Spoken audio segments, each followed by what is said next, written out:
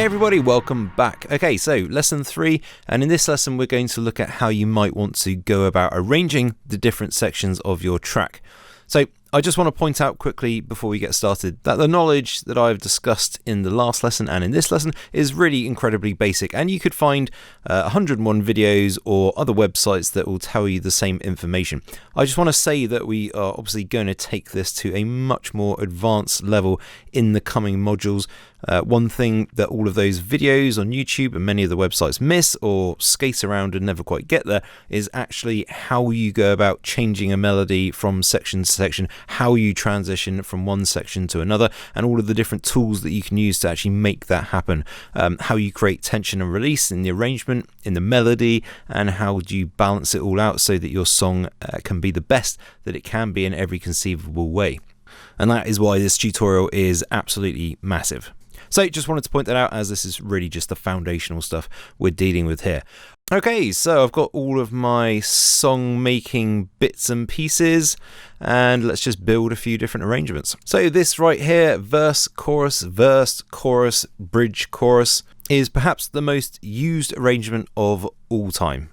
It's simple, it's effective, and it gets the job done. Now, I'm going to just go off on a slight tangent here. It's really important to note that just because this structure is the most common one out there, it doesn't mean that you should try and avoid using it, but it also doesn't mean that you should try and use it. Song structure is just one of your songwriting tools. It's the same as using a hammer. You might need a really big one or a really small one or one with a round head. But you pick it because it's the right tool for the job. You don't use a hammer based on sort of how colourful or pretty it is, or even worse, to appease someone who might think less of you for using a non-colourful hammer. Sorry, I don't know where I got that analogy from, but there you go. Song structure really is just a tool you use to tell the story, nothing more.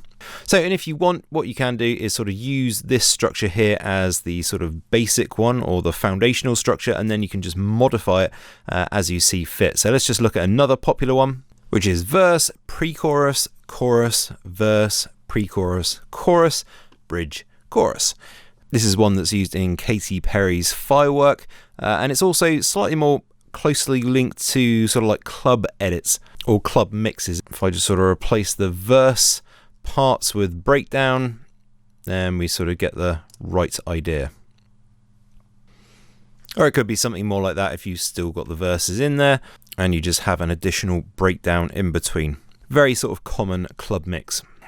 So going back to our original example, the most common song structure, you could of course just remove the bridge and have 3 verses. This is also quite common, but it's not quite as diverse, as in you can't use the bridge to sort of introduce a different tone to the song before bringing it back to the chorus. So it kind of lacks a certain sort of tension and release, although of course you will get tension and release from the verse to the chorus and from the chorus to the verse, etc. as you go through the track, but it can become a little bit stagnated if you just keep doing that without alternating it with some other sort of slightly more interesting bridge or tension and release. And of course, adding on to all of that, you could add your intros and outros, no problem. But if that was a club mix, it'd look something sort of more like this. The intro, whether that's a DJ friendly intro, going into a breakdown, the build up, then the chorus, going then again into a breakdown, the build up, and then the chorus, followed by a bit of a change, mix it up a bit with a bridge, then into the build up, and again the chorus and the outro, which again, if it was a DJ friendly mix, would be just drums or whatever, just leading out. And of course, there are almost infinite variables to choose from. Just remember that there are reasons that these traditional structures are widely used, and that is because they have the right balance and they are the best mediums for telling a story. That is not to say that you should not vary from these typical structures. There are songs out there that don't conform at all, like some of the Beatles tracks. One particular is We Can Work It Out, which is pretty much just verse, verse, verse, which is a bizarre arrangement, but it's kind of weird because the hook line is kind of included in the verses. We can work it out. It's actually part of the verse. It's very strange, but anyway, that works. So you don't think that you have to stick to these structures, but they are there to sort of use as a guide because they are good at what they do. And the main thing to remember is just that as a songwriter, you are trying to get people to listen over and over to your track. So just experiment and pick the best structure that conveys the message of your song and that introduces just the right amount of tension and release that keeps the listener pulled in.